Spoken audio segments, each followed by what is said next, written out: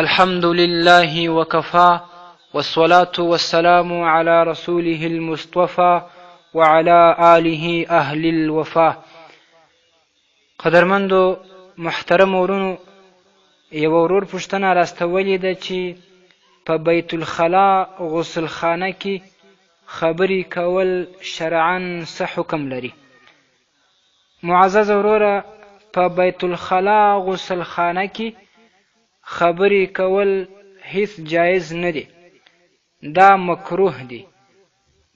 دا په هغه وخت کې هم مکروه دی څوک چې د قضای حاجت لپاره ورسي، او په نورو حالاتو کې هم مکروه دی چې یو څوک هلته د یخ په موسم کې اودس کوي، حتی چې په اوداسي کې تسمیه بسم الله الرحمن الرحیم او دا شان دا نور دعاګانې ویل دا هم درست نه دي، بلکې بعضې دا لیکي کتابونه چې دا دې په زړه کې ووایي.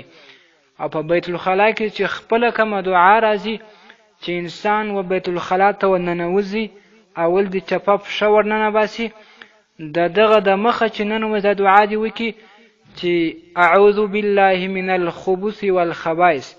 که چېرته دا دعا یې رسوله ویې نه کړله، د ننه چې ننوتی غسل خانې ته بیا دعا په یاد شوه، نو بیا دې په خوله نه وایي.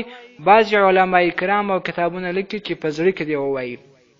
نو هلته خبرې کول بغیر د ضرورته ټوخېدل او دا شان دا نور دعایو په خوله باندې ویل دا جایز نه ده، دا مکروه دی.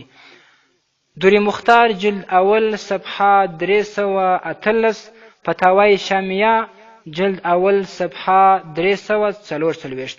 والسلام علیکم ورحمت الله وبرکاته.